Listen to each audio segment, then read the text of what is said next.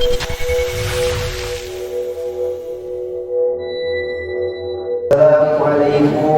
warahmatullahi wabarakatuh.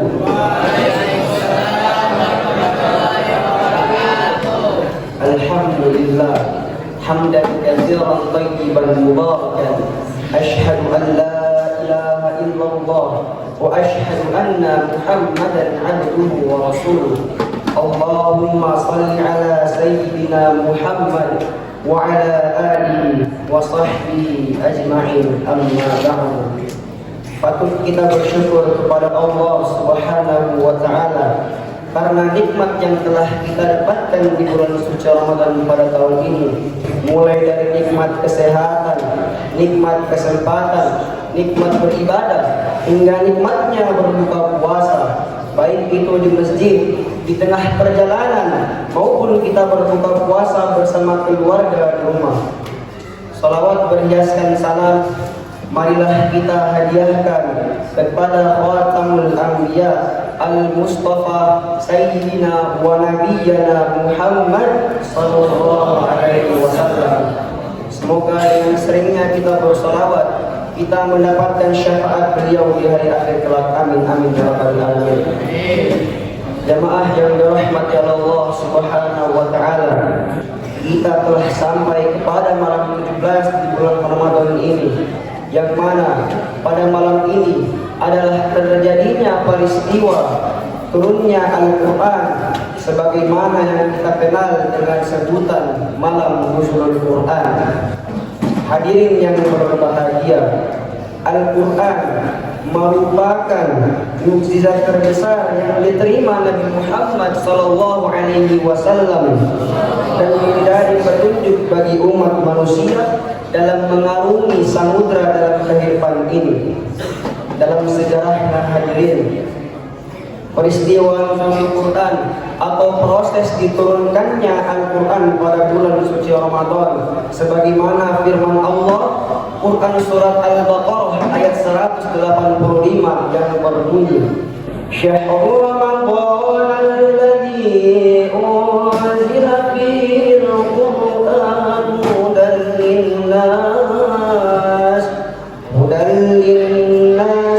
bayyinatin minal huda wal furqan, yang artinya bulan Ramadan adalah bulan yang di dalamnya diturunkan Al-Quran sebagai petunjuk bagi umat manusia dan penjelasan-penjelasan mengenai petunjuk tersebut dan pembeda antara yang hak dan yang batil.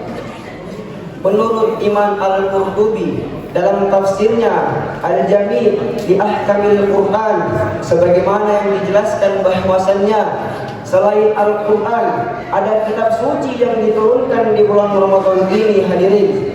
Di antaranya Suhuf Ibrahim yang diturunkan pada malam pertama di bulan Ramadan. Adapun Nabi Musa yang menerima kitab Taurat di hari ke-6 di bulan Ramadan, dan Nabi Isa pula menerima kitab Injil di hari ke-13 di bulan Ramadan. Selain itu hadirin, Al-Quran semakin lengkap dengan adanya bayyinat.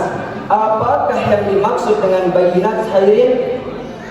Bayyinat yaitu ayat-ayat menjelaskan tentang halal, haram, nasihat dan hukum. Sedangkan Al-Furqan adalah sesuatu yang membedakan antara yang hak dan yang batil.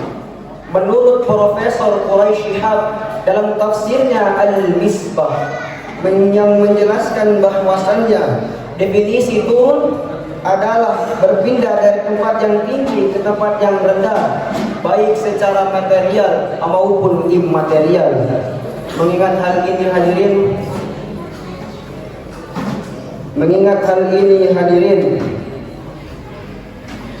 sebelum abad ketiga Hijriyah, para ulama salaf enggan untuk menghubungkan kata turun pada Al-Quran. Alasannya mengapa? Karena kata turun lebih identik dengan waktu dan tempat, sedangkan Al-Quran itu qadim yang sudah ada sebelum waktu dan adanya tempat. Dan pada abad berikutnya ada ulama khalaf tetap meyakini bahwasannya Al-Quran adalah qadim. Namun demikian, mengapa hadirin, kata turun dalam konteks Al-Quran adalah dengan ditampakkan dan dimunculkan kitab suci umat muslim ke muka bumi ini. Wujudnya belum menjadi tampak dan hadir baru ketika Nabi Muhammad SAW menerima kitab tersebut, maka kitab tersebut telah menjadi hadir dan tampak. Al-Quran dari Allah Subhanahu wa Ta'ala yang maha tinggi. Akan tetapi jika diturunkan kepada manusia, yang dimana kemudian telah terjadinya perpindahan antara kedudukan dan derajatnya, menurut Quraisy Shihab, penjelasan ini memiliki kesesuaian dengan definisi turun yang dijelaskan sebelumnya. Tahapan turunnya Al-Quran menurut Imam Al-Qurtubi ada dua tahapan. Mayoritas ulama sepakat bahwasannya Al-Quran diturunkan melalui dua proses. Yang proses pertama adalah tahapan diturunkannya Al-Quran sekaligus dari Lauhul Mahfuz langsung tembus ke langit yang pertama di dunia. Adapun tahapan yang kedua, yaitu diturunkannya Al-Quran secara berangsur-angsur sesuai dengan situasi dan kondisinya. Pendapat ini hadirin selaras dengan keterangan Profesor Quraisy Shihab yang lebih menyoroti pada sisi bahasa. Menurutnya, setidaknya ada dua kata yang berkaitan dalam proses turunnya Al-Quran, yaitu kata anzala dan kata nazzala. Dua kalimat kata ini hadirin merupakan derivasi dari kata dasar nazzala yang artinya turun, sedangkan nanzala umumnya digunakan untuk menunjukkan turunnya Al-Quran secara utuh sekaligus dari Lauhul Mahfuz tembus ke dinding dunia. Sebagaimana firman Allah Quran surat Al-Qadr ayat 1 yang berbunyi Inna anzalnahu fi lailatul qadar, yang artinya sesungguhnya kami telah menurunkan Al-Quran pada malam Lailatul Qadar.